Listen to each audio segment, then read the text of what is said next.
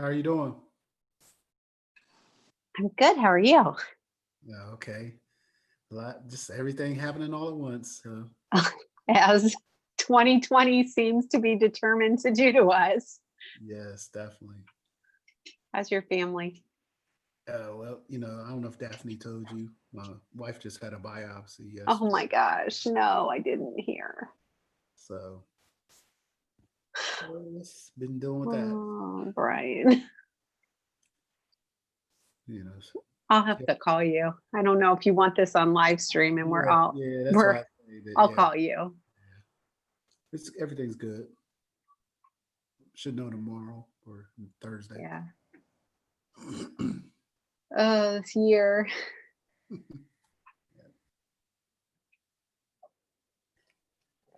You getting out a little bit? A little bit. Yeah. The kids haven't been out very much. The oldest two are running, and some of the kids are running like friends together carefully. But my youngest hasn't been out very much at all. Did he get his license? No, he's scheduled to take his test on July 18th. I just finally got through today. Yeah, my daughter's doing that online. I forget what it's called. In New Albany, Oh yeah. where the teacher Graham, the gym Yeah. teacher, teaches in the summer. Yeah. That's where Vincent was too. Yeah. So she's doing the online, and she's gonna have to go 6 to 8 a.m. Or wait till October. They add like another $180 to it. So Is she an early morning person? she will stay up all night. So she's still up at Yeah, 6. she'll stay up all night to get it. So That's funny. I think Vincent would probably do that too if he had to be up at 6. Right. Hi, Matt. Evening, everybody. What's up, guy? Not much, staying busy. We went camping this weekend. Oh, Did wow. you? Yes. There are raccoons out there. Yeah. You didn't have to go camping. You can come in my backyard.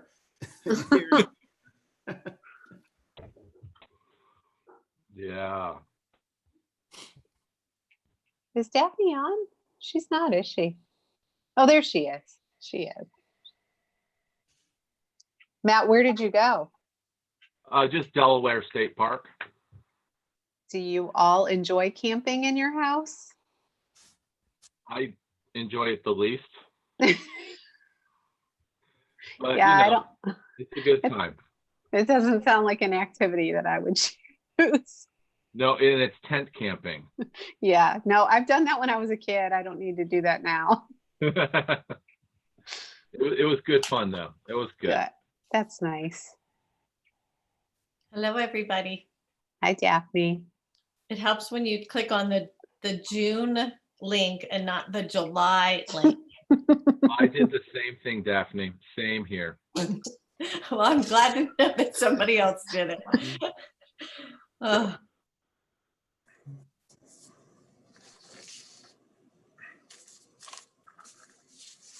Do we have Mike on as well? Yes, Yeah, I think he's coming. Hello, everybody. I'm on. Great. Is that Price Finley? Hey, Price. Is it? Hey. Hello. Good to Big see crowd. How you. are you? I am well. Good How to about be you? seen. Yeah. It's been a while. It has. Yes. We're Capital grads together. Oh, We nice. go a few years back, don't we? We do. Let's not count them though today. Yeah, we won't talk about that. I don't make me feel any older than I am.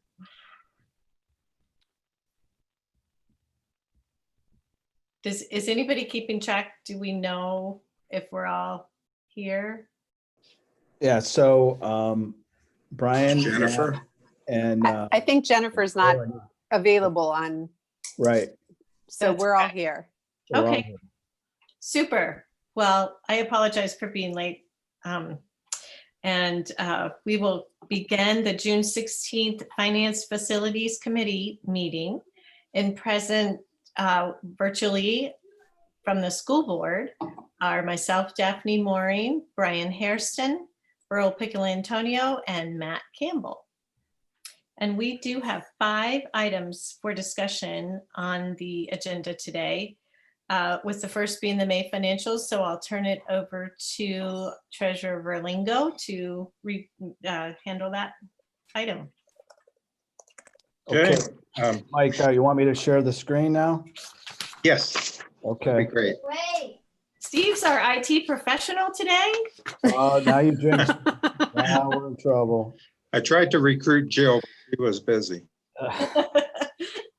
I'm here. I'm listening from the car, so I couldn't click slides. Oh, bless you, Jill. Thank you for participating. Anyway, So I am the backup tech guy. That's okay. I'm good. Can you Okay, guys? so each of you would have received the package for the meeting, which includes a lot of detailed reports and backup information. I'll just review a couple of the items this evening. So Steve, if you go to the Finance Committee summary verbiage, which is the next slide. So cash balances remain fairly healthy at 53.9 million. A little more than half of that is construction related funds that are in the 004 for Jefferson Elementary. We have 19.8 million in the general fund. That's up 3.9 million higher than last year, net of encumbrances. Revenues still remain ahead of plan as they have been for basically all of this year due to the increased millage and the increased tax revenues. Expecting to come in about 300,000 higher at year end at this point. Revenue reductions are reflected in there, so we'll see almost no state revenue for the month of June. Again, salaries and wages are consistently about 3.1% above the prior year, but lower than forecast, as are employee benefits. So no real change over the last few months in terms of what the trends have been. No changes in appropriations or estimated resources at this time. I would plan to true everything up at the year-end meeting that we will schedule tonight for sometime next week or the following Monday after that.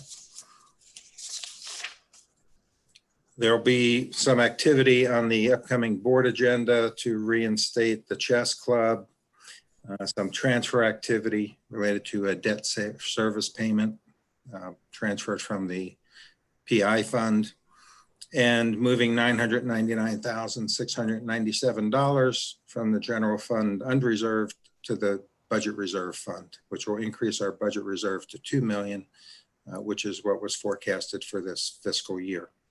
We plan to continue to increase that funding over the next several years, as you are aware, building it up to about 16 million at the end of the forecast period.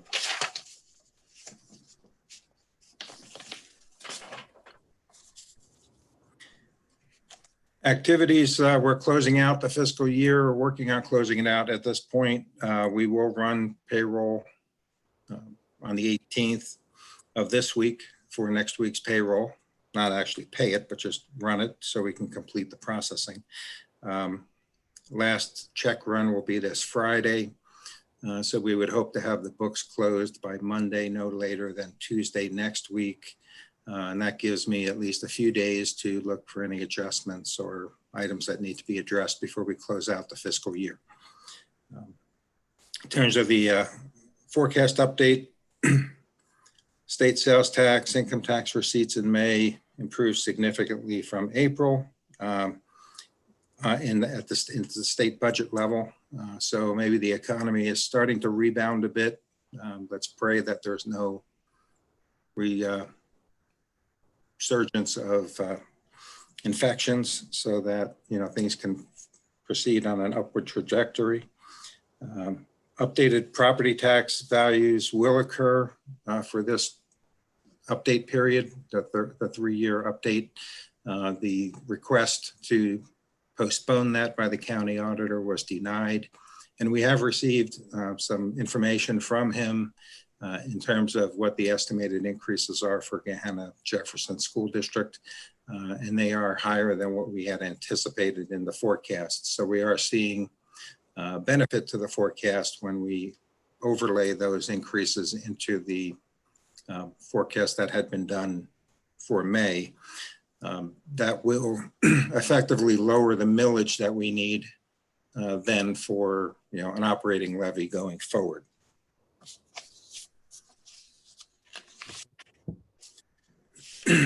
The next page just lists out the adjustments, fund-to-fund transfers, and items that you will see on the board agenda to close out an account or amend opening the chess club. There will be some vehicles that are being disposed of. And I do need to check with transportation on that in terms of, is there any residual value for those vehicles, or can we potentially at least get something for the sale of those? The next is the operating fund summary. I had to make one correction on this form. The prior year actual for debt service was misstated. So that if you looked at the previous year to date total year, that number was incorrect. The previous year to date column was correct, but the previous year total was not. So year over year, it's fairly consistent in terms of the numbers. The appropriated numbers are off from what is actually input into the system. All of that will be trued up at the end of the month when we close out the books for this year. Basically at this point, 99.9% of estimated revenues have been received. We expect little to no revenue in the month of June.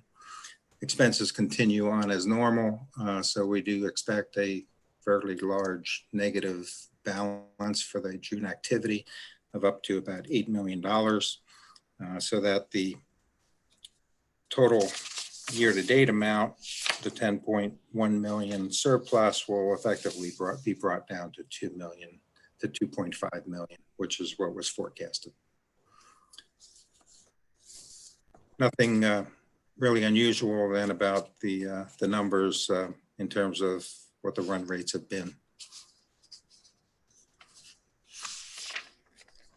The next slide is the operating results, just in a slightly different format, breaking out local receipts and state sources and various categories within those.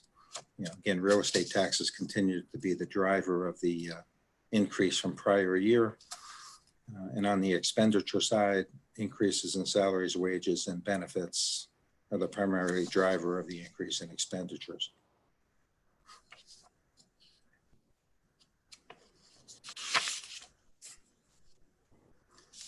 The next slide is a kind of historical view of the trend in revenues from local and state sources.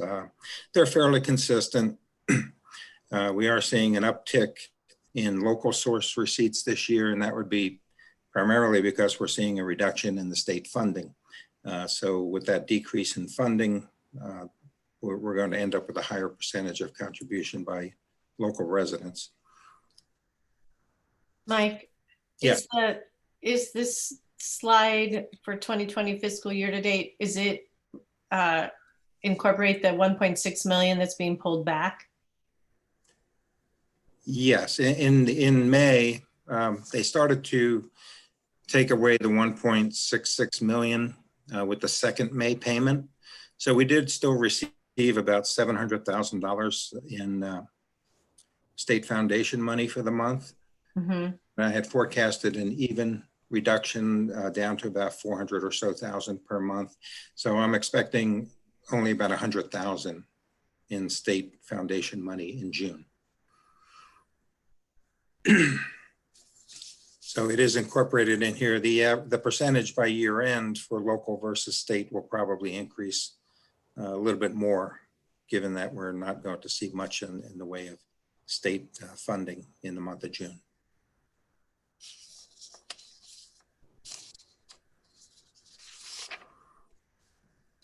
And lastly, cash balances and investments, summary by fiscal year.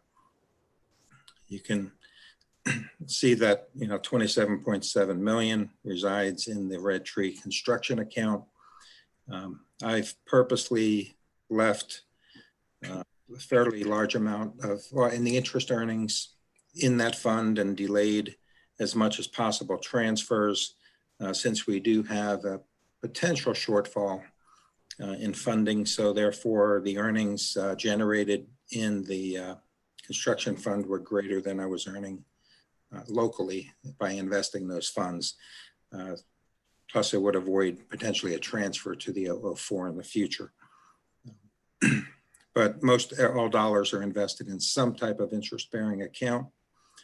Star Ohio is down to 0.66% yield or 66 basis points. And that will continue to drop probably down to the 20-30 basis point range over the next several months. I do have a 3-month commitment from Heartland for 0.79%. Every 3 months, we reevaluate that. I lock it in for 3 months, basically at Star plus 2 basis points. So that generates some additional income. Do you have to use Star as your? No, we don't need to use Star. I could transfer the money, but what's left, I will be actually transferring about 3.5 million of the Star balance next week back to our operating account to cover payroll and other expenses. So Star will be down to a much lower level by June 30th. Mike, I should have finished my sentence. Star is the rate indice that you're using to set your Heartland 3-month rate. Yes. Is there a reason we're using Star for that rate setting? Well, Star is a very liquid fund.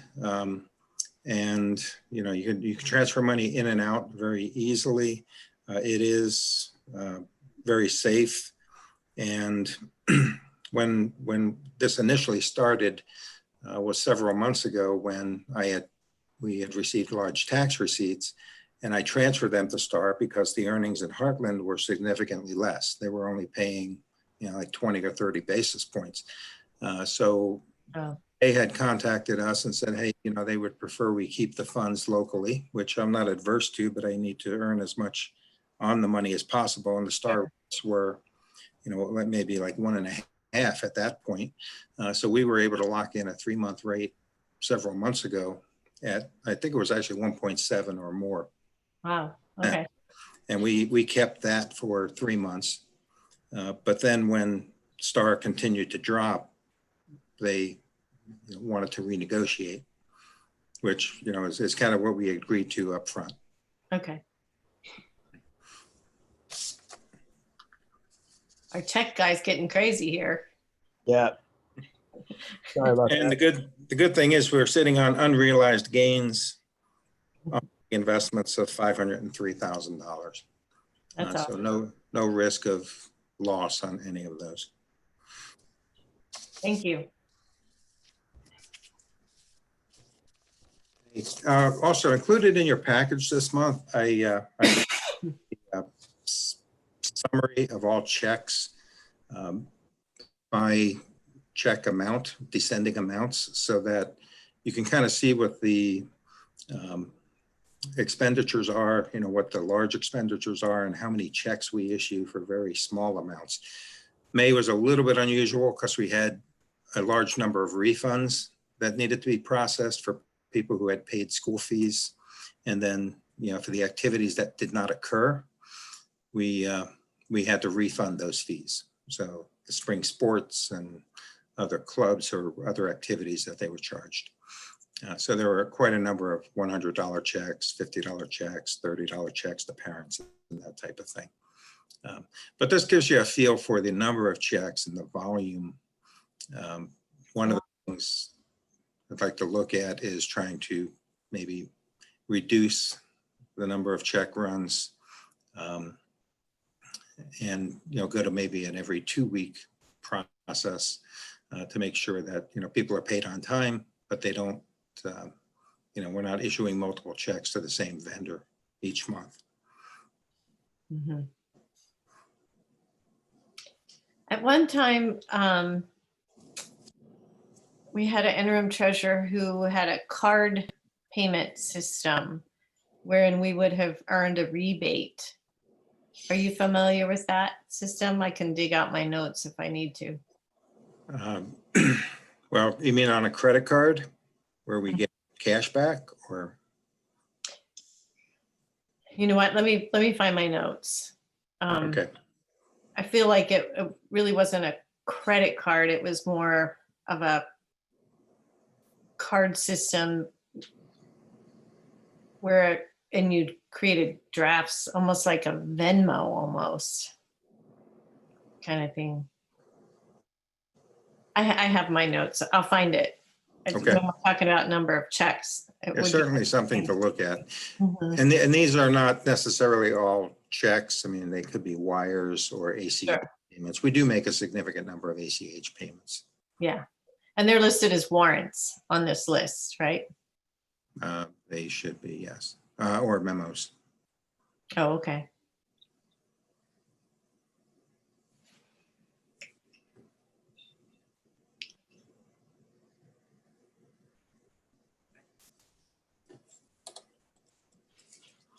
Any questions related to May? No, I reviewed the general ledger detail reports too, and nothing new seemed to step out at me other than the ones that we've discussed in the past. Okay.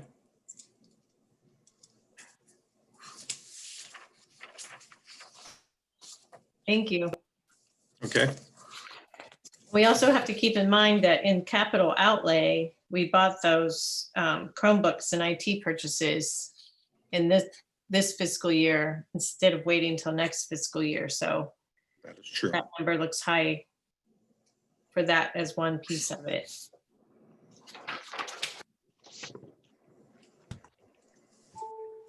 Okay, I hope you're taking Okay. number 2 too, because I don't even know what those letters mean. Okay, Yeah, number so- 2, just to give you a heads up, in previous districts, I had purchased a system. It's called the Electronic Vendor Audit System and Electronic Payroll Audit System. What it basically does is it creates a file. Anytime a check run is generated, a file is placed into this software. The software then evaluates the payments against the state database for people who are on the do not pay list. It checks the validation of the firm in terms of, do they have a proper license to operate in Ohio? It also assigns a risk rating if, for example, it appears to be a duplicate check. It appears to potentially be going, PO box is a kind of an indicator of, could there be potential fraud where checks are being sent to different places. It checks for duplicate account numbers and that type of thing. And then I would review that file every time a check run is processed. And then I would authorize accounts payable to actually release the check run. It was my way to keep control and visibility to everything that was going out the door. And it's not a very expensive system. The fee for the service is a couple $1,000 a year. The payroll side checks employees, same type of thing, looks for duplicate payments, looks for people who potentially owe the state money that we're not supposed to actually pay funds to. I have not actually used that side of the software though. They when I had engaged them years back, there were problems with the payroll system in terms of the efficiencies and how quickly it processed. So I never did sign up for that side of the service. But I'm in discussions with them right now in terms of, is it something that we might want to look at purchasing? So that'll be on the July board agenda as a potential purchase. And I'll discuss it with the finance committee prior to that. So again, just a heads up in that area. The ESC contract, also, we spend, upwards of $3 million a year with the ESC between substitutes, alternative instruction, Chinese instructors, other services that, we pay for. And we just signed the agreement for the state foundation deduction, which is out for about half of that amount. And then they end up billing us for the difference. So I think, again, this is something that usually is approved in July.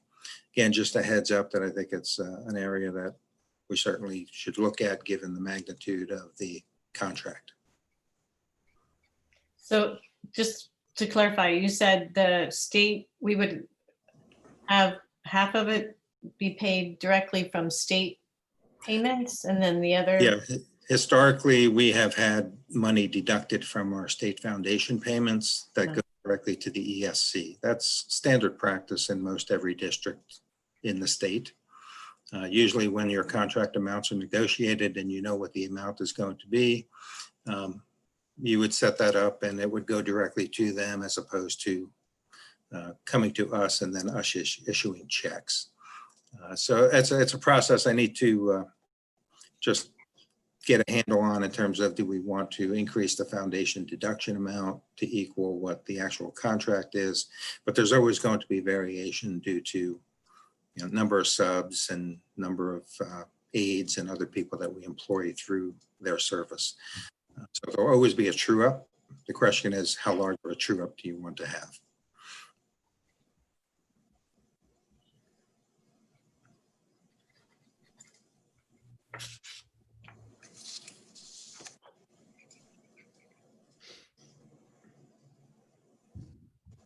Cool. All right. Okay. Number 4 Number is, 4 is for the date of the year-end meeting, so we can close out the year and I can establish final appropriations, final amended certificate of estimated resources, so we can file with the county auditor. So my thought was, given that we will try to be closed here Monday evening or Tuesday of next week, I could potentially have that meeting Friday morning. Gives me a couple of days to review and look for any issues or things that need to be corrected. Or we could maybe have it Monday morning. I know Friday evening would not be a good idea.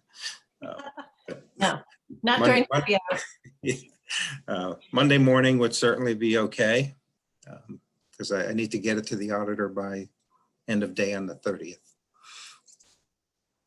Any preference? What time are we thinking, Mike? I'm flexible, whatever time you feel is necessary. So Burl and Matt, Brian and I are retired, so you guys need to weigh in here. I could do a 7 o'clock. Okay. AM? What do you think, Burl? What's the date that we're talking about? The Either 26th. Friday, the 26th, or Monday, the 29th. Okay, hold on. Do it Monday, it gives me a few extra days to kind of scrub through things. The 29th, is that what you said? Yes. And Matt is asking for 7 a.m. Yes. That's fine with me. Anybody else? Brian, how do you feel about that? Oh, that's fine. Okay. So, It should not be a long meeting. No. so the 26th at 7 a.m., 29th. 9th at 7 a.m. Okay. And do you think Jennifer's okay with that? We'll find out. Okay. Well, as long as we have a quorum, we should be okay.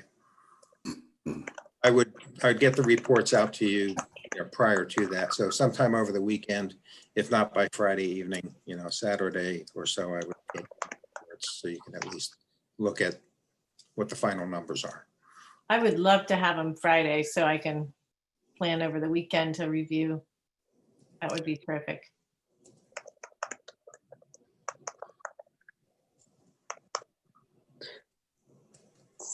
So I'm going to tentatively put it on my calendar for the 29th at 7. Could somebody maybe send an email and then we can check Jennifer's availability too? Yeah. I'll, Mike and I will work on that, have Kimberly do it, or we can do it. And we'll do that tonight, actually. 7 a.m. on the 29th. Yeah, because they'll have to notice the meeting and everything as well. Right.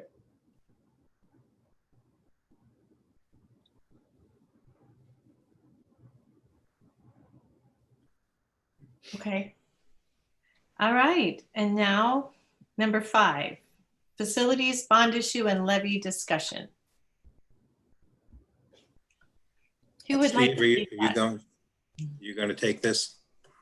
Sure. I mean, so what we did on June 11th and 9th was we had a meeting where we shared recommendation from our master facilities committee on our recommendations, the committee's recommendation for phase 2 of our plan. So these were both Zoom meetings streamed to YouTube. So there are recordings available of these. And I'll just give sort of, I won't go through the whole presentation. I'll go through sort of a high level view of what the committee used and thought about and considered to make its recommendations. And so here is our committee. They've been fantastic, hardworking. We met many Monday nights to hash out this recommendation, and very proud of their hard work. Master Facilities Plan Phase 1 was to build a new Lincoln Elementary on Helmbright right next to Middle School South, renovate K-8 classrooms, media centers, and restrooms in all K-8 buildings. And then we were to do community engagement around a workable solution for Lincoln High School. And one of the things we thought was important to do in that process was to do an enrollment study, an enrollment forecast, which we did working with Cooperative Strategies. This enrollment study takes us out through 2068. And so the meetings we had on the 9th and 11th, we framed the meeting with these 4 questions.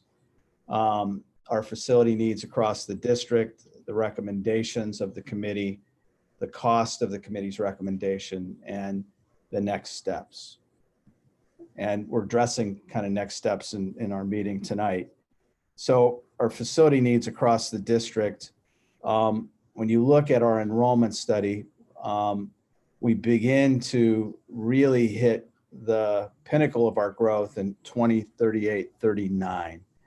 And here's a slide where you can see this better. So we're up 675 kids at the elementary level in 2038-39. We're up 100 or 340 kids in grades 6 through 8 in that same year.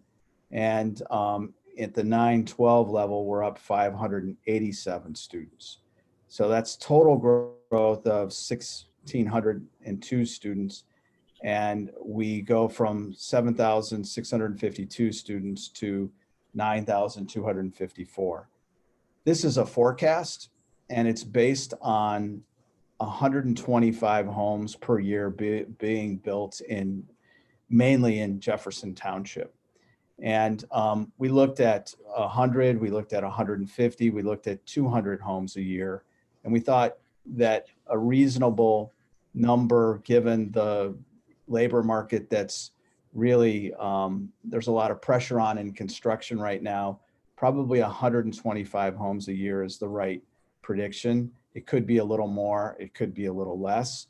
And so that's what these growth numbers are based on, 125 new units a year. As you can see here at the K-5 level, we're already over capacity right now. So our growth has arrived at K-5. It has arrived also in 6-8.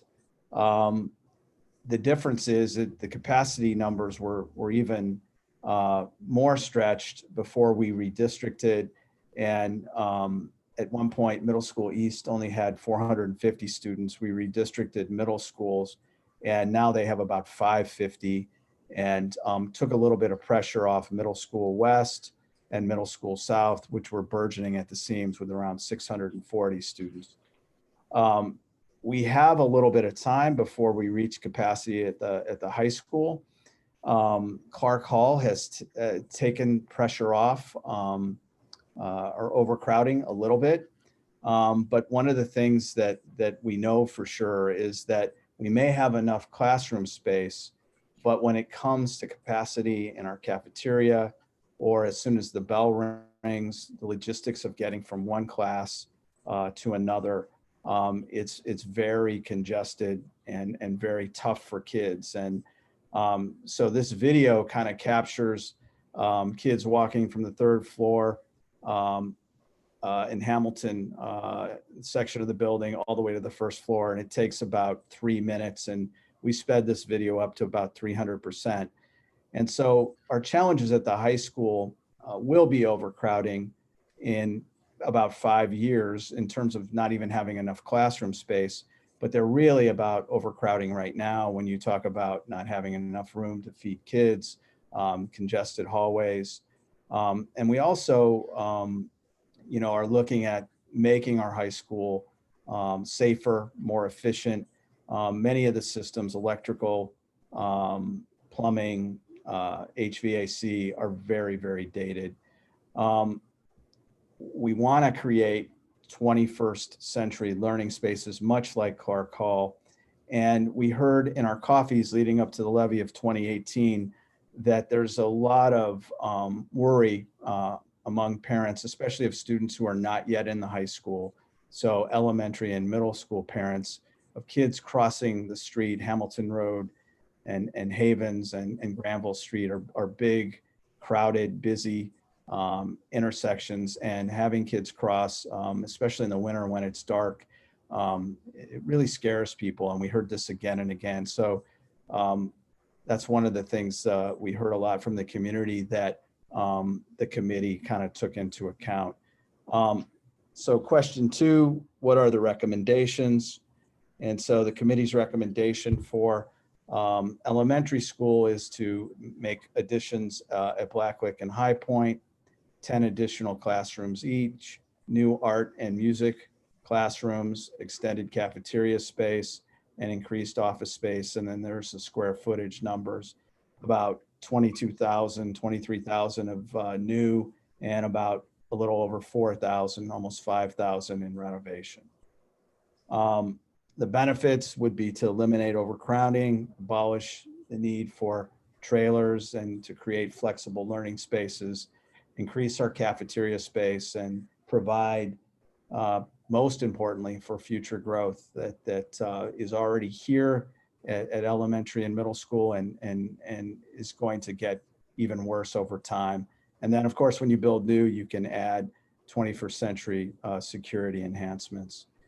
At the middle school level, the committee recommended additions to middle school east, south, west, 7 classrooms at east, 10 at south, and 7 at west. There are the square footage additions at the bottom, and it would include new art and music classrooms, extended cafeteria space, more special education spaces, and increased office space. And in leading up to this recommendation, what was important for the committee to consider is maintaining neighborhood schools. We have great neighborhoods. Our middle schools and elementary schools are nestled in neighborhoods, and maintaining that sense of neighborhood so that kids, when they go to school with one another, they can hang out and play, get together after school and in the summer, and be familiar with one another in the same neighborhood. So that was important to the committee, and we heard that in our community engagement as well. And so the benefits are very similar to the elementary level. eliminating overcrowding, increasing cafeteria space, and providing for future growth. So when it came to the high school, the committee deliberated and considered a number of things. This would be an expensive project, just to do the renovations of the elementary level and middle school level, very expensive. And then, looking at the impact of one or two campuses, and saving parts of the current high school to save on building costs, and then listening to community input. And so as we went through these, we actually considered going back to a 3-phase plan to make it a little bit more affordable. But one of the things we really talked a lot about is construction costs keep going up and up and up. And a number of folks in our committee, we have an architect, David Prater on our committee. Chris Griecar is an owner's rep in commercial construction, and they're seeing numbers just skyrocket, and especially in Central Ohio. So instead of 3% a year construction costs going up, it's more like 3% a quarter. And the longer we wait, the more expensive it'll be. And the feeling with the committee is we've deferred this far too long. That's why it's expensive. We're really the only community in Central Ohio suburbs in our conference, let's say in the OCC, that doesn't have a newer high school solution. And so waiting and then phasing it in could create a lot of fatigue in the community, levy fatigue, and just waiting for something new when we know the high school really needs to be addressed as soon as possible. And so when we looked at one high school or two, one of the things we showed our community when we had our community meetings is that, we're not the biggest high school in the state. I think folks tend to think that we're in the top 5 and we're actually 9th. But what's interesting about this slide is all these schools below us, so 15, 18, 25, so Olentangy, the 2 Olentangy schools, Dublin, Upper Arlington, are very close to us in size. They're all in our conference. And so we, and as they grow, they will become even closer to us in size. And building a second high school, operating it, Steve Vasic, our interim treasurer, did an estimate. It was over $1 million just in operational costs, even if we redeployed some teachers from Lincoln High School to a new building. The operational costs, the transportation costs would be astronomical. But perhaps an even more important reason is it would not to do that is it would break up the diversity of our school, which we're really known for. We really embrace, it's our identity. And we would have to renovate Lincoln High School, and it would be hard to build equity and make it look as fresh and new as a new high school. And so we're very concerned about equity in that process. We did consider renovating the current Lincoln High School and knocking down all of the red you see here. We need a 400,000 square foot building. And we would have had to keep all of this blue, which meant we would have to keep many of the same problems that we just kind of went through. The crowdedness, the logistics are a problem traversing from one class to another. And it would be hard to widen hallways. We'd have to put in extra staircases.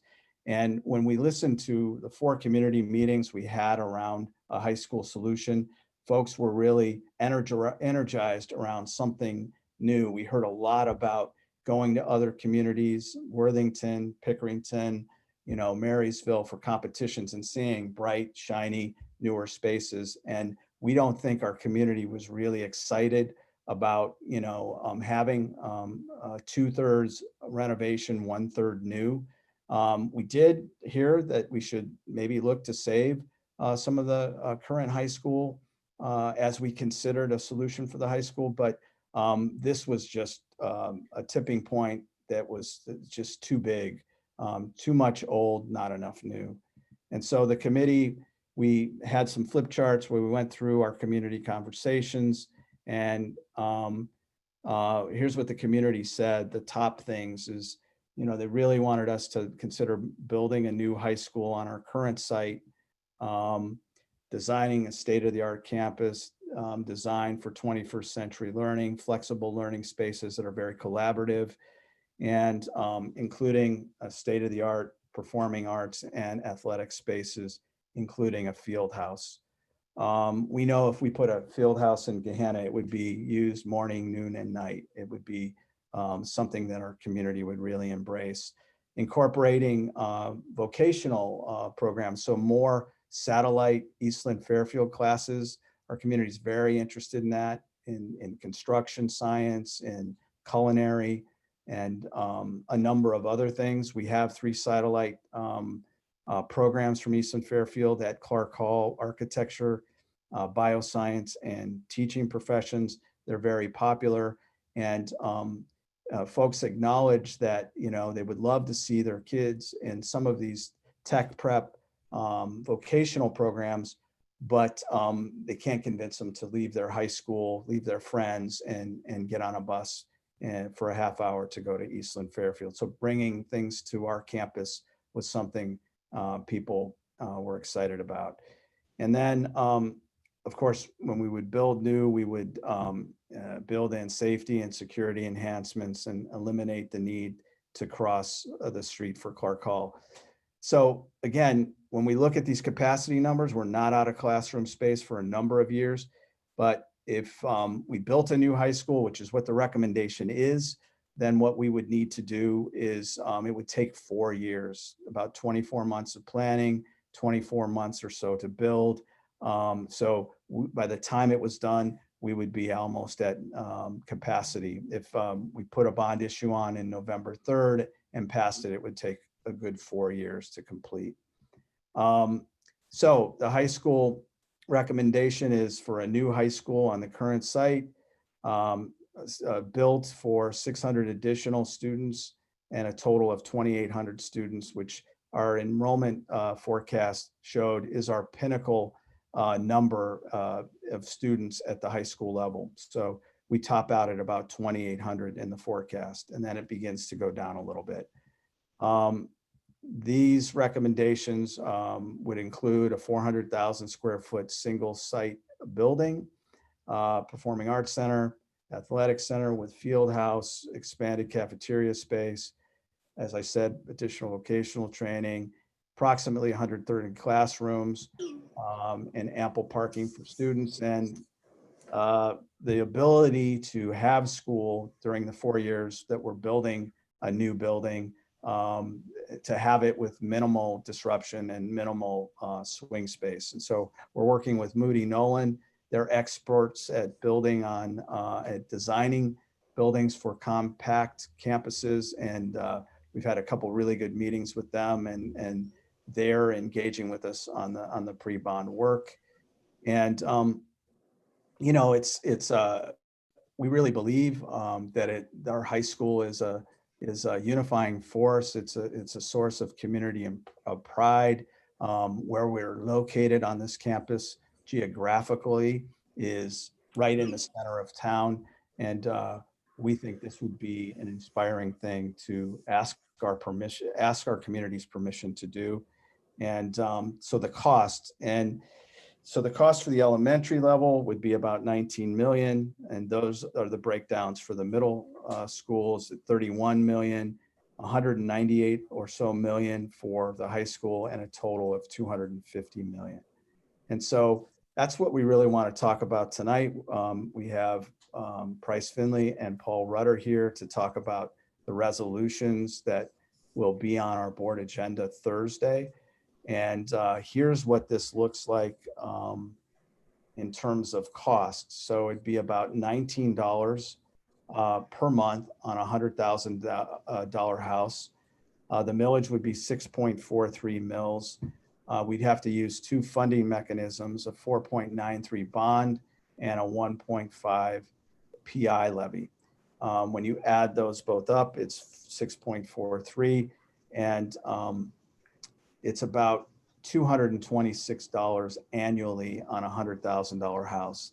The last time we checked, the median housing price in Gehenna was about $218,000. So this would be, this 226 would be double on a $200,000 house and so on. So here are the numbers when we look at what this would cost with the different housing prices. So this is what the committee recommends is a new high school on this current site. And I think, Mike, you wanted to talk a little bit about this tonight and have Paul and Price talk about the recommendation. And the next step, I mean, talk about the resolutions. And the next step, it would be to have resolutions on our June 18th board meeting. And that's what's on our agenda tonight for our finance meeting. And then, of course, we're going to have lots of community coffees to talk about the plan for putting this on the November 3rd ballot. Before you turn it over, Yes. Steve, I don't want to leave people with those numbers in their mind without talking about the fact that that is only part of the levy that we're talking about for November. I'm really worried that slide and the repeating of those numbers is confusing. Thank you, Burl. Yes. So we are growing. And so we also have a need for an operational levy. And the growth, last year we hired about 60 teachers. We're continuing to grow. And the operating levy would be combined with this. And Mike, do you want to talk about that for a minute? Yeah, well, the operating levy is currently projected at 4.26 mils. That's based upon our current forecast and the estimated values that we're expecting due to the revaluation. So that would keep us operating and maintain a 60-day cash reserve through fiscal year 2024. Passage of that levy would we would not be required to come back to the voters for a minimum of 4 years.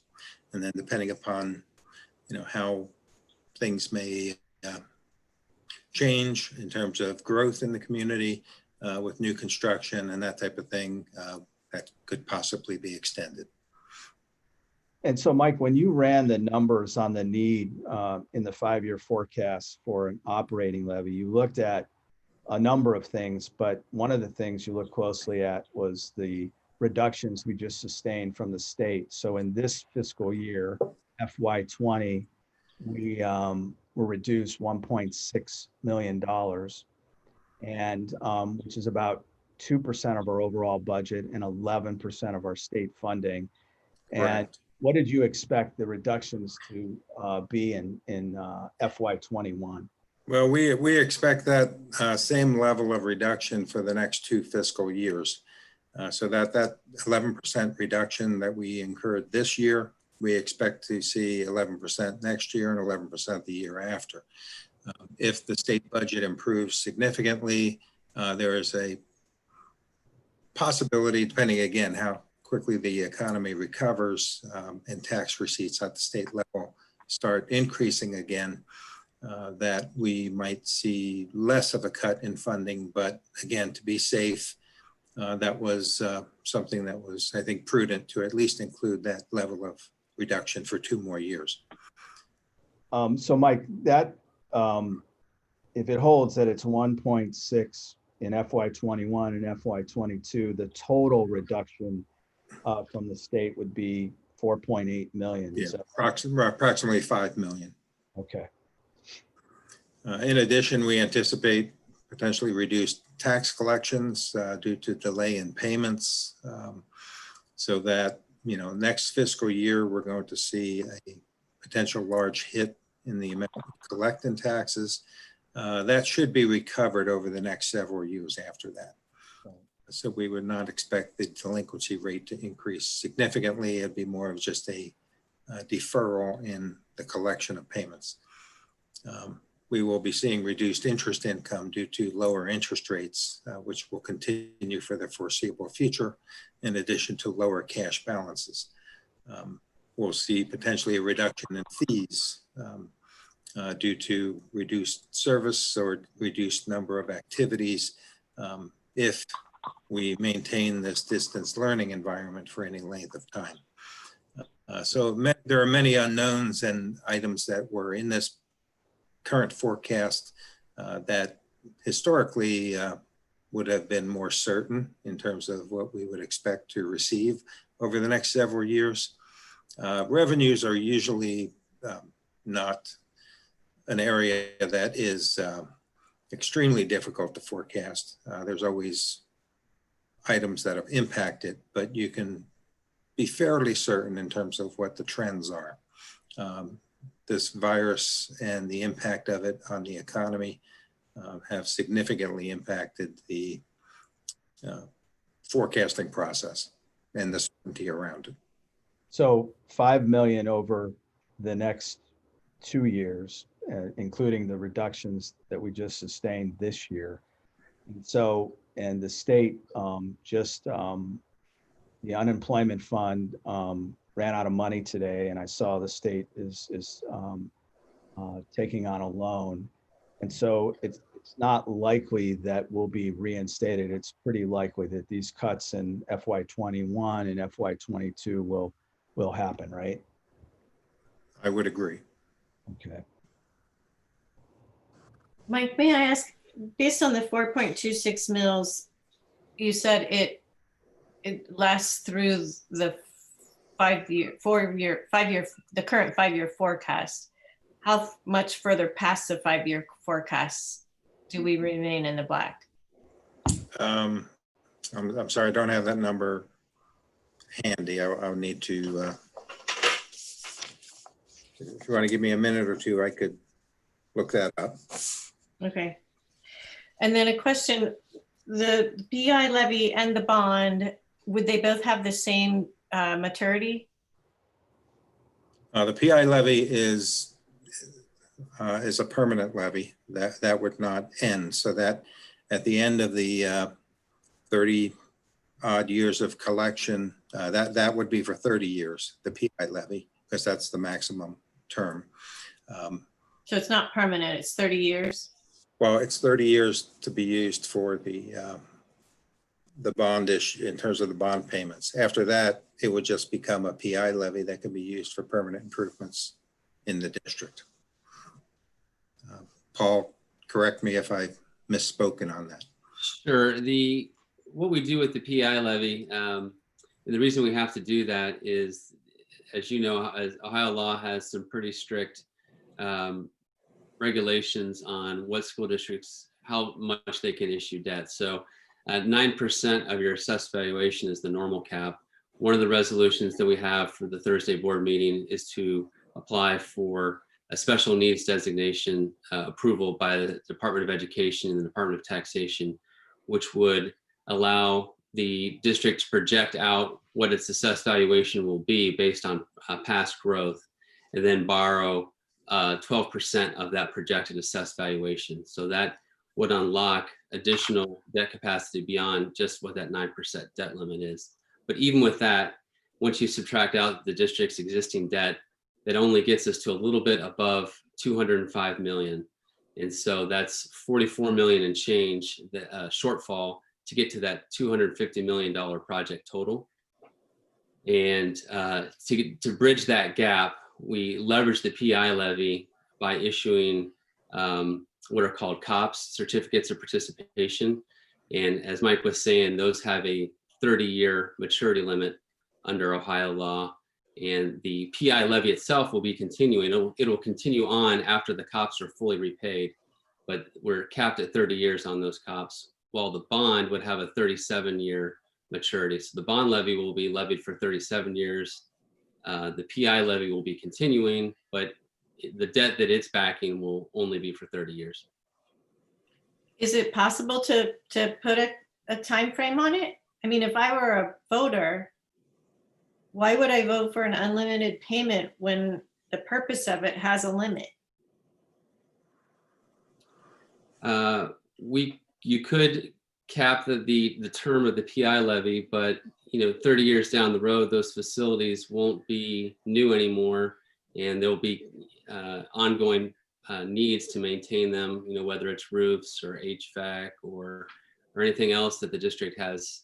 The permanent improvement levy can be used for anything that has a useful life of 5 years or more. So that could be buses, it could be additional classrooms if the district had space considerations down the road.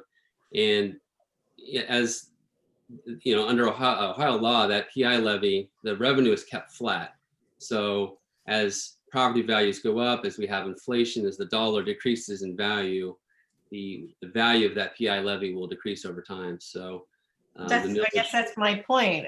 A bus in 30 years may be more than this PI levy creates, right? Because it's a fixed dollar PI levy.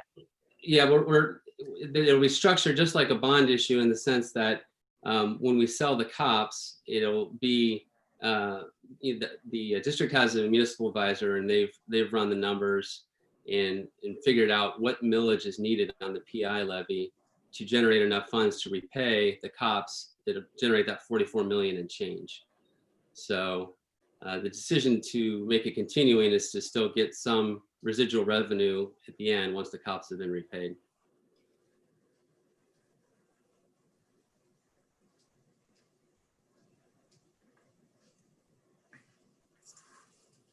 I just, to me, if you should match your repayment to your purpose of a commercial lender for 28 years, right?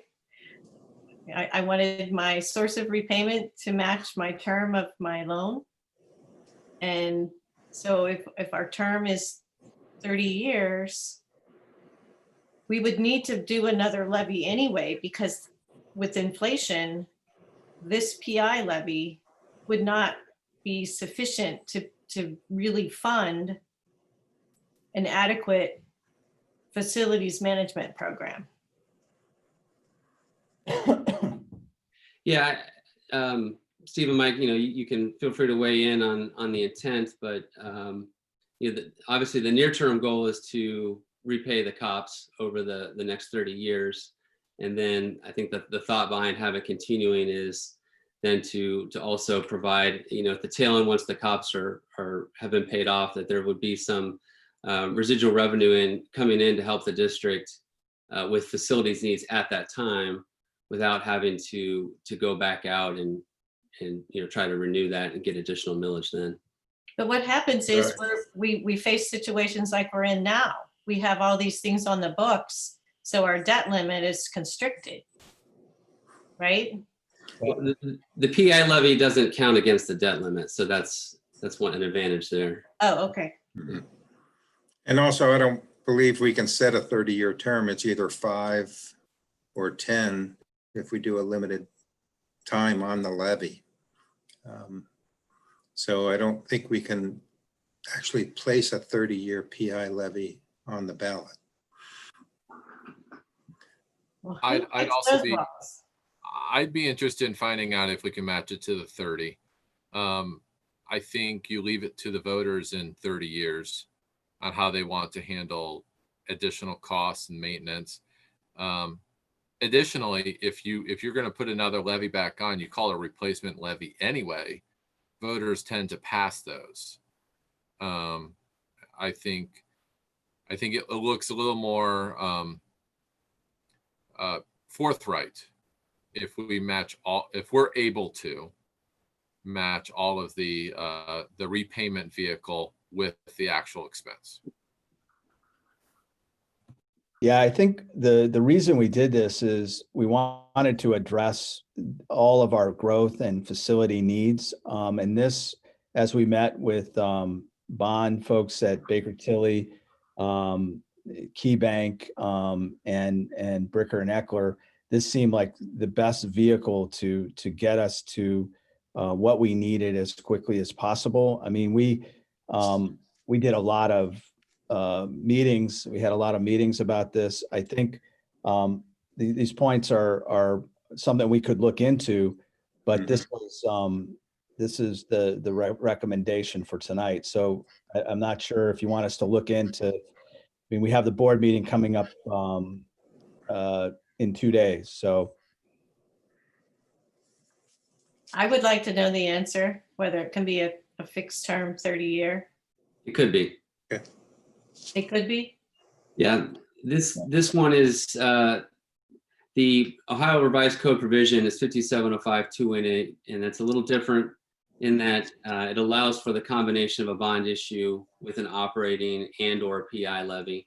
The same revised code provision was used a couple years ago for the 2018 bonds, the $32 million bonds. That was a bond issue combined with an operating.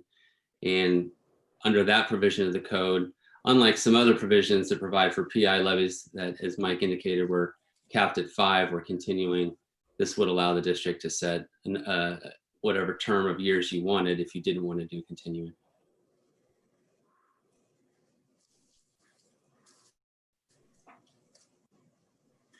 What am I not thinking about? What would be the argument? I mean, I guess I like to match my repayment to my purpose, but what is the argument for having it continue?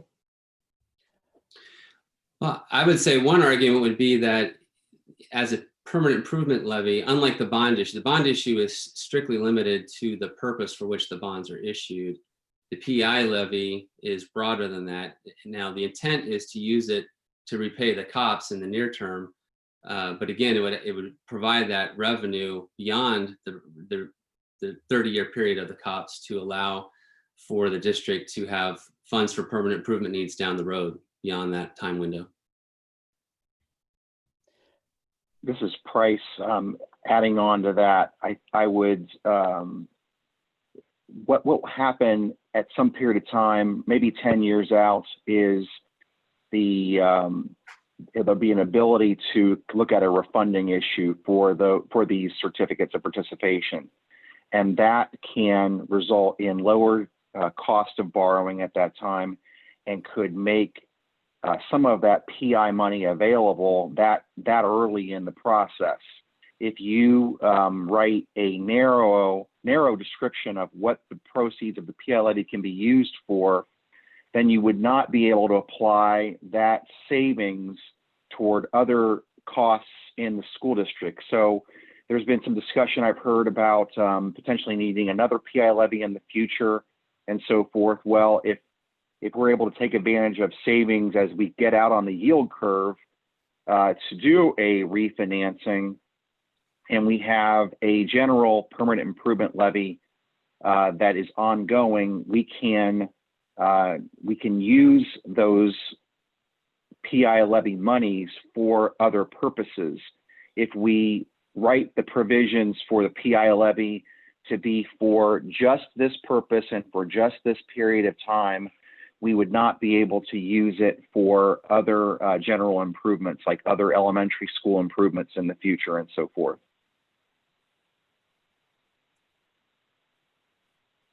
That's interesting because that's not how we've been treating the Clark Hall cops, right? We said Right. we had that money. That PI levy is a general ongoing permanent improvement levy that's being used for that purpose. The COPS Learning Center? No, the Clark PI levy Hall? that's supporting the payment of the COPS. For Clark Hall Mm-hmm. from 2010. Right. And we've done a refinancing on that. Right. But we've never broadened the purpose for it. No, I'm talking about the levy that's being used to pay the debt service on those certificates There is was a general ongoing. There's an existing PI levy that's being used to help support those lease payments.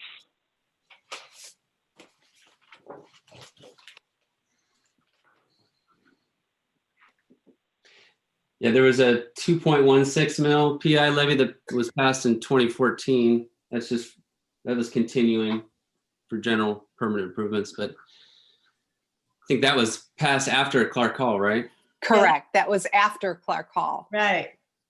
Right. I think Right. Clark Hall being repaid, I think from compensation payments received for various property tax incentives. That's one of the sources, but it's not the only source. At the time, there were excess operating operating levy revenues that were being used to help pay a portion of the debt service on the Clark Hall cops.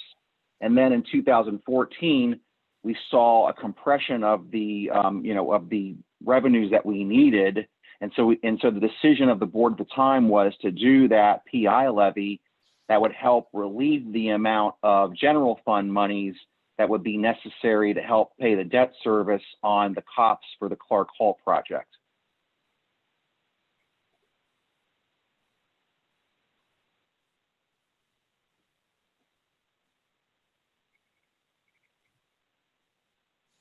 So one of the things I would add to what Paul and Price have said is, this project is $250 million, but it'll help us get where we need to be in terms of our facilities for the next 50 years.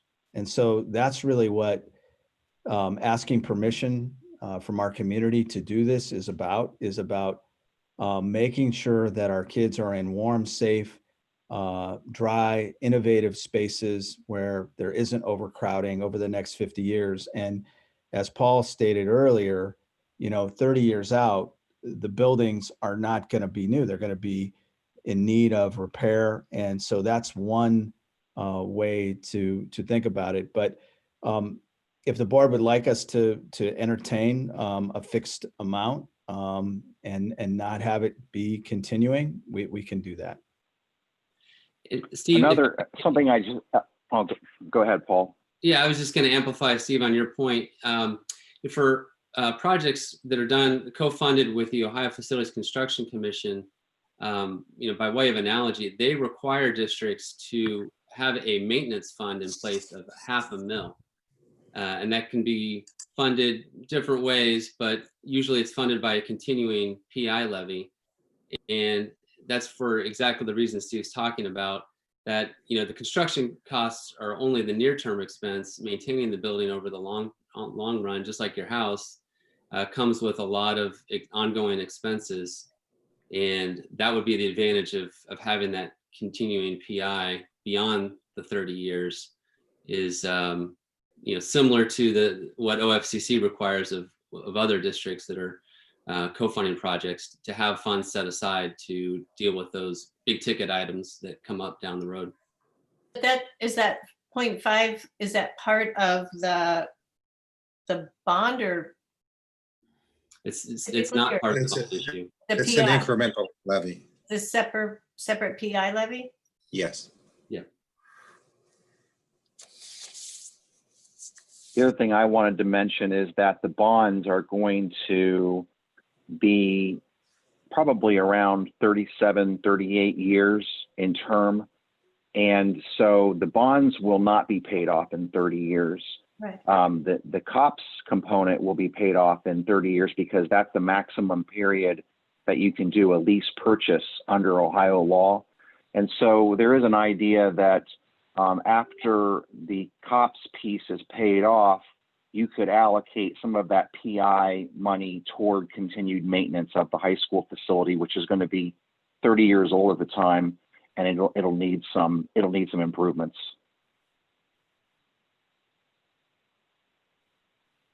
Just a clarification, when you talk about the higher school facilities $500,000, that starts day one, right? So you have the value of compounding, right? Right. It starts, the moment a project agreement is signed under CFAP, there's a 23-year funding requirement. $500,000 is at the time the project agreement is entered into. That money has to be set aside and put in a special 034 fund that OFCC restricts what you can do with it. So they like you to save it for the big items like a roof or new boiler or something like that. And so, see, I see that, right? Because it's stated at the time that we're going to the voters that that's happening. And then it continues. We're going to continue at 3 times that amount, right? 1.5. Well, typically those $500,000 PI levies are also continuing. So even when the OFCC 23-year requirement goes away, those PI levies typically are continuing on past that for the same reasons that Steve was recommending it here, because there's ongoing maintenance requirements that really never end. But don't we have already in place 2 PI levies? We do have levies we're collecting on, that's correct. And those are being used for ongoing purchases for buses, capital equipment, repairs and maintenance. I think it's just AC and those I type think of it's items. just one. I think it's just the one. Yeah, it was voted in 2014. We get about $3 million a year. And Scott Lofton and his team and our business office are using that to update our buildings. I just So want that was light when that was passed, right? That Yeah. should have been higher than 3 mil. right. I mean, and it was million, right? the first, you remember when we did the trend analysis where we compared, different aspects of education. So like how much are we putting in as a district to the classroom? yes, How much are we right. putting in the buildings? And we lagged 6 to 7% around the state average of putting money into our facilities. So that was a wonderful gift to our school district to have that $3 million a year, but it only goes so far. And we have a PDF. The reality is it really only covers technology. That Well- wasn't even a conversation 10 Yeah. years ago, right? It does a lot more than technology. This Well, summer, I understand, but we could spend, right, all 3 million on technology because we use our general fund, right. right? I mean, to me, Correct. 10 years Yeah. ago, we didn't hardly have a technology expense, right? Yeah. No school district did. Yep. Now it's huge and it's not talked about, right? We still talk about facilities and Yeah. personnel. Yeah. I mean, it's true. I mean, it's why we were able to pivot pretty nimbly into distance learning because every student has a Chromebook. But at the end of the day, though, we have lagged, we've deferred maintenance on our buildings and that $3 million a year. So this summer, Royal Manor and Goshen Lane will get new HVAC systems, new flooring at Middle School East. I mean, it is really, It's important. I get it. really important, and it's not enough, right? Well, is you know. 1.5 enough?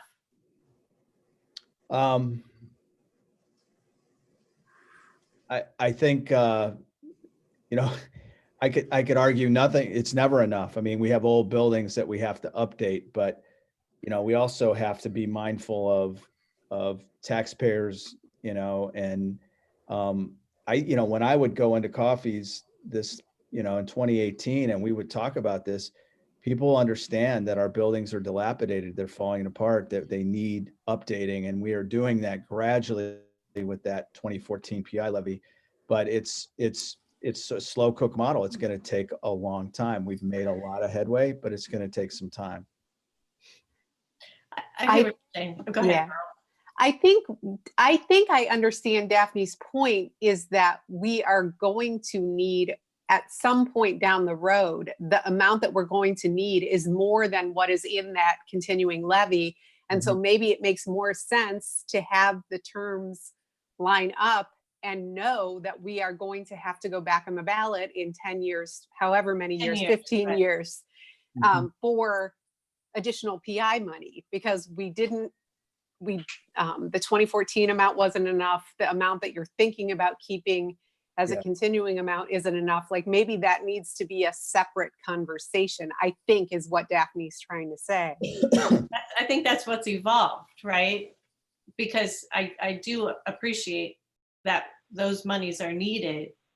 I just don't know if 1.5 in 30 years is going to provide what we need, right? So that's my thinking. I agree. Maybe we establish that because we know in 2014 that wasn't enough. I, as a resident, not a school board member, knew that based on the list that we were provided of what needed to happen, and we weren't even making a dent in it, and it had no technology component, right? Yep. It had buildings and 3 buses a year. Yeah. So we can't keep shortchanging ourselves, right? And then having to use Band-Aids to fix things because we aren't bold enough to say, public, I just was looking at the insurance binder that we're voting on Thursday night. We have $236 million worth of real estate that we're responsible for, right? And we're supposed to do it on $3 million a year, plus buses, plus, right? I mean, if you think about that, it's absurd. Yeah. So that's where my thinking is, right? I know we need a permanent improvement levy. I know we need those dollars. Yeah. Should it be a separate and distinct, or it should, and this matches the purpose, I guess is where I'm coming at. I think you could obviously do it either way. One other thing I just thought of, is thinking about 30 years from now, when the cops were paid off and you're thinking about needing to go to the voters with another PI levy. You've already got this levy in place, reduce the amount you have to ask for the voters. Then I know that not 30 years from now, but that's just too far down the road and think about presently, but it's another factor to consider, I guess. Yep. I think we also need to consider the fact that we're asking for an operations on top of everything. Mm-hmm.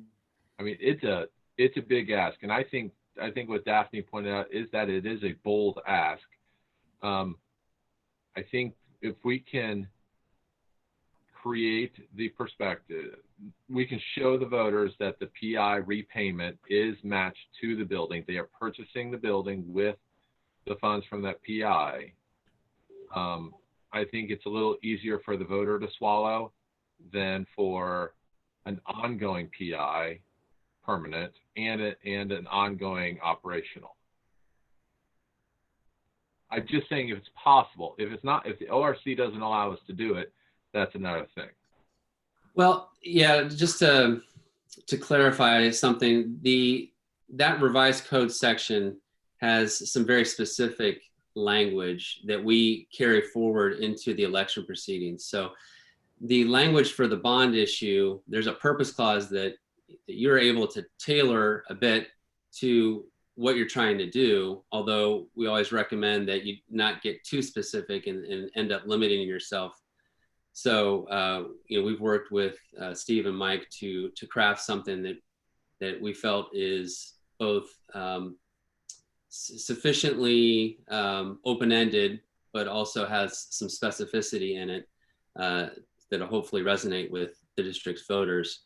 But with respect to the PI levy, we don't really have flexibility. We're not tailoring a purpose clause on the PI levy there to the bonds. It's going to say something specific that's in the statute. So, whether it's 30 years or continuing, either way, you're having to tell the voters that the purpose of the PI levy, that you're going to be using that to fund part of the project. And I think in our experience, I don't think we've gotten a whole lot of feedback from voters that, the difference between 30 years and continuing on something like this is, I don't think it usually is swinging people one way or the other, particularly on something this big when you've got a bond issue combined with PI and the operating. It's an up or down on all of them.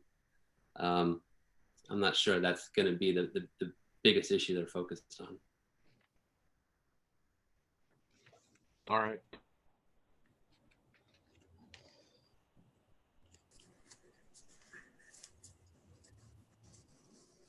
So from a board perspective, what were you looking for tonight, Mike and Steve, as far as understanding? Just we wanted to publicly discuss the resolutions that are going to be on the agenda, and have Price and Paul here to answer any questions. So I think we've accomplished that. I think if we want to reconsider how the PI is how we deal with the PI, we can do that and change, the resolution, I guess, right, Paul? Yeah, what we could do is we could provide, we've got a set of election proceedings set up already that has the PI continuing. We could provide a second set that has the PI limited at 30 years. And then, the board could decide what it wants to do at the meeting on Thursday. Brian Hairston, how do you weigh in here?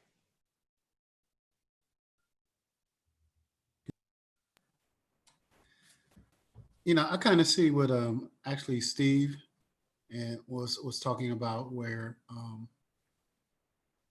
going forward with, I don't necessarily see the value that we're going to get out of matching it. I mean, I understand what you're saying, but I think that we're going to have to go back to the voters regardless. And as far as having that additional funds to help out, if it's beyond the 30 years, I think that's kind of like a little bit of breathing room. Even if we say we get to that point and we're not able to pass something else, we still have a little bit of money to mess with to bring the residents around to where they want to vote again. So I don't want to cut it off and say, now we, because there were several years in Gahanna where we weren't passing any levies.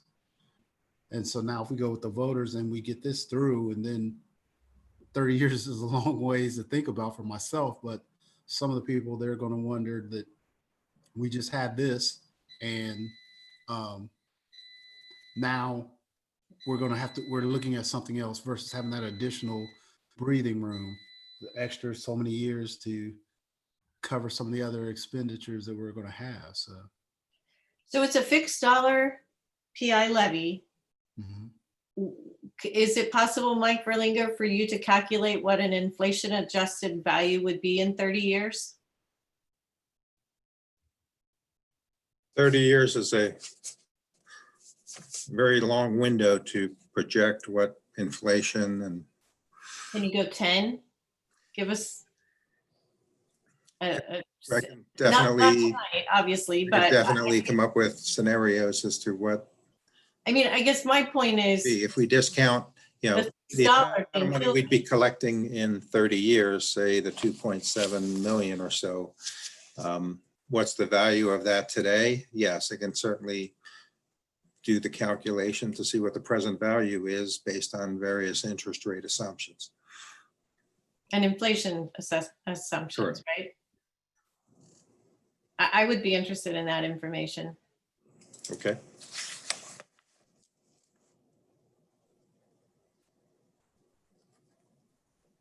I think we have worked so hard to build a trust relationship with our constituents.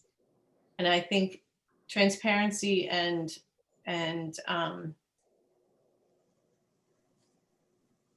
financial clarity is extremely important. And it's a difference that this board has had than previous boards had when they didn't pass levies. So from my perspective, any steps that we can take to maintain or build that relationship, that trust component, is a very important thing, especially in this turbulent world. But do you think us being forthcoming and explaining this with the coffees and things like that, I mean, do we actually have to have something concrete at this moment versus getting a feel for, conversations with the residents and so forth? I mean, we're actually making a decision because we're saying we want to be transparent and we want to be open with the residents. I think that, we still can do this and offer, because they may say, well, that makes sense in the long run, because we don't know what kind of costs we're going to be incurring. Like you said, asking Mike to put some numbers together, but they will actually understand that there are going to be costs that are going to be ongoing, that unanticipated costs. So, and I don't know, like I said, I don't know, as far as making a decision at this moment is really going to be beneficial to us without addressing it with maybe the residents and just talking it over in the coffees and things like that when we're trying to explain to them what we're trying to do. Just like when we did the last levy, we kind of spelled it out with the bullet points and the pictures and what specifically they were going for now. And they seem to appreciate that because we explained what we were actually doing with all the money, you know, and something like that. If we approach it, in my opinion, if we approach it the same way, we're saying this is why we're doing it.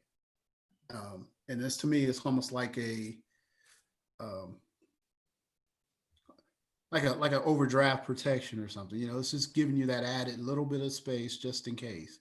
But we don't need a little bit. We're going to need a lot, Oh, I'm just saying, but right? Because we're going to have 8 buildings that are old as can be. Yeah, I understand that too. So, but it's hard to make decide right now and for which we're actually doing for 30 years down the way. So it's kind of like I would like to have something to say, okay, well, there's money coming in still for something down the way of a what if, because 30 years doesn't, like I say, doesn't guarantee that we're going to get anything 30 years from now. So I don't know. I mean, we can meet with Bryce and Paul and talk this through and change it. I mean, if that's what the board would like us to do, we're willing to kind of do that. I think we need to know that today, right? So that tomorrow we can get it ready for our board meeting on Thursday. I have a question, I guess. So Yeah. the 2 resolutions that we pass on, that we will be voting on Thursday, one is a resolution of necessity and the other one, I can't remember what it's called. But do those resolutions need to be determinative with regard to whether or not that permanent improvement piece is a fixed term or not? I know that there are more resolutions that we are going to have to pass in, I think, July and in August. Is it the resolutions that we pass on Thursday that have to set that, or do we have more time than, I'm not saying that we don't have to pass the resolutions or vote on the resolutions to get started, but do they have to be determinative on that specific issue? Yeah, unfortunately they do. So what we're dealing with here is, if this was just a bond issue, you would have until early August, you would have had a little bit more time. But because of the need to apply for special needs approval to bump up the district's debt limit on the bond side, that actually creates some earlier deadlines. And so Okay. the special needs application comes in 2 parts, and we have the first part has to be in right after the 4th of July. And I was talking to Mike about this today. I never like to flirt with those kind of deadlines because they are hard and fast deadlines. There's no grace there. If you miss them, you're done. Mhm. And so, really, we would need to get the first part of the special needs application, I would recommend, by the end of the month at the latest. And it's that special needs application where we have to be definitive about what the term of the PI piece is. Is that correct?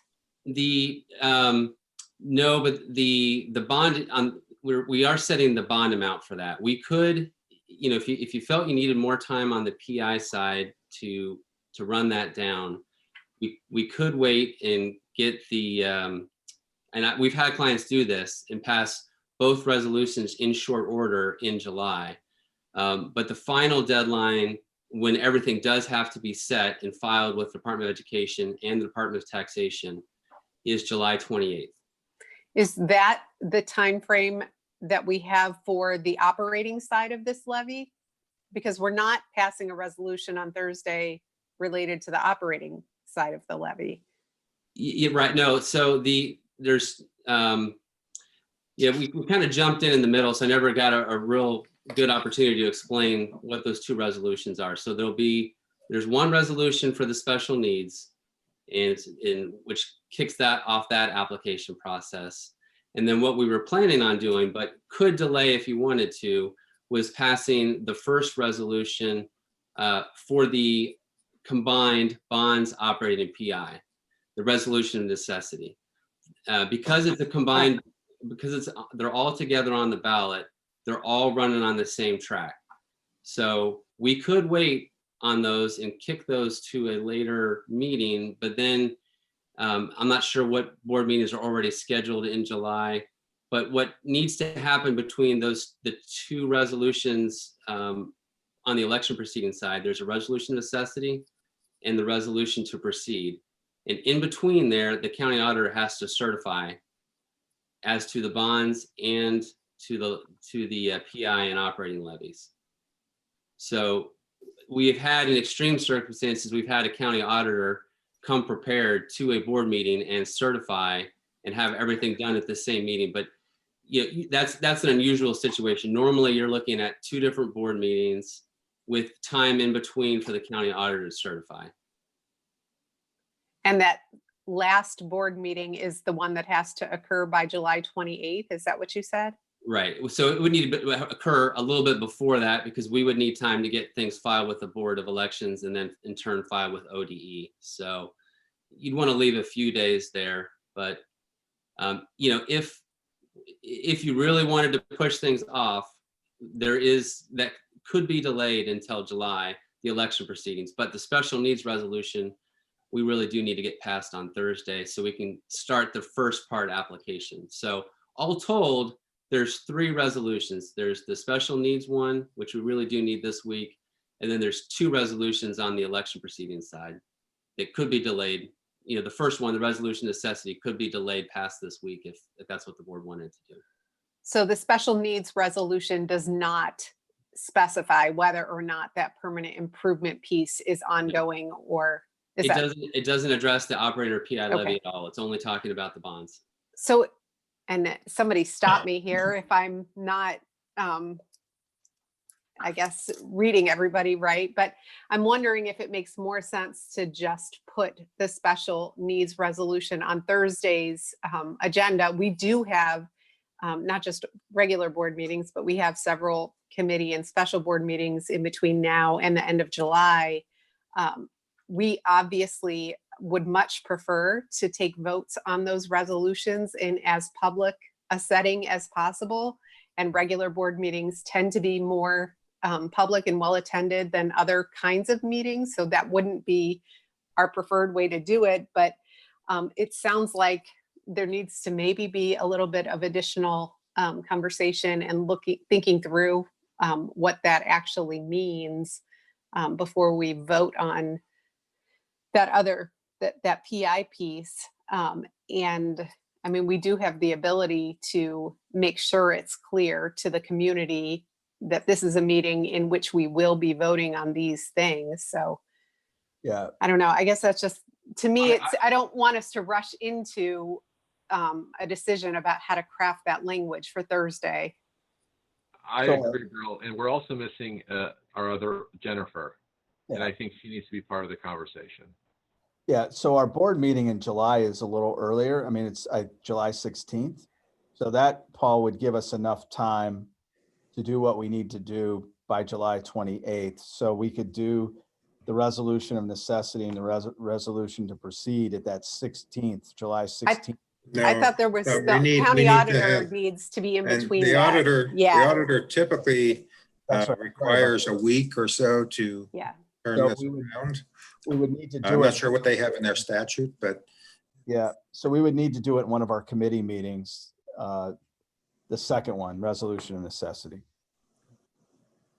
Right, Or at the end of year, fiscal end of year meeting that we were just scheduled, right? Right. For the 29th. right. And just one other wrinkle, the statute that we're using for the combined bonds, operating, and PI has a wrinkle in that it requires a 2/3 vote in favor. We always interpret those voting limits conservatively. So 2/3 of 5 would mean that you would need at least 4 board members present and voting in favor to approve both resolutions, the resolution of necessity and the resolution to proceed. So just, with vacations coming up, just something to think about, making sure that everyone's going to be there. Is there such a thing as vacations right now? Let me know how to do that. Vacation. Yeah, I mean, I'm not really concerned that we'll be able to get all of us together to vote. We do have that end of year finance meeting. We have another special board meeting that was scheduled to do evaluations. We've got a few committee meetings.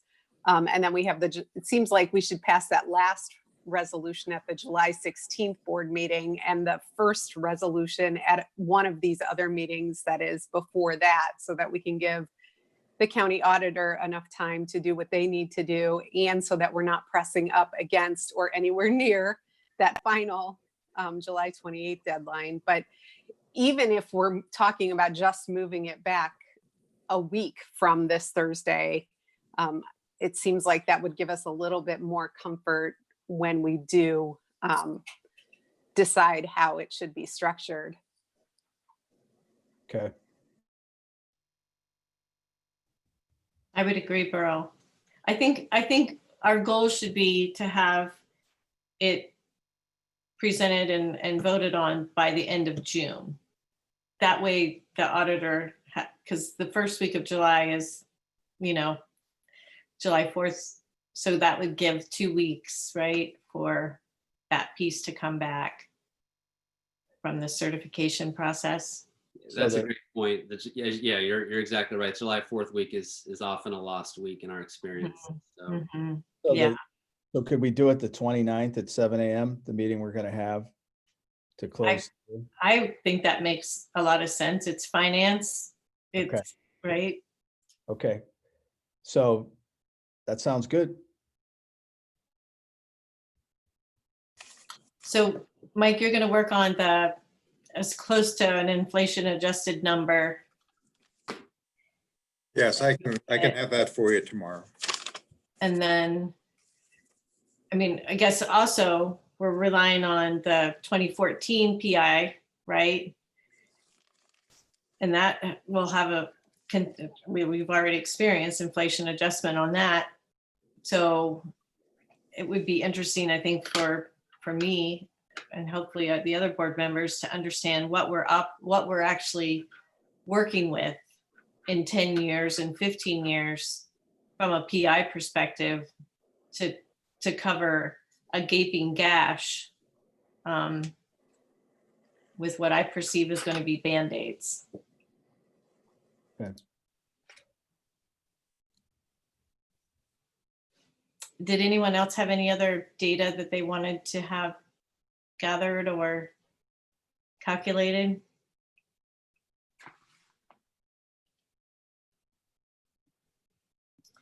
Thank you, Paul and Price, for being part of this conversation and all your work with Steve and Mike on getting us to this point. Thank you. It's a big deal. Thanks, everyone. Very great. Thanks, Bryce. Thanks, Paul. Thank you. Appreciate your help. Price. Okay. Does anyone else have anything to bring before the committee tonight? With that, we will adjourn at 8:12. Thank you so much. Thanks, everyone. Thank you. Everybody. Bye. Bye. Bye.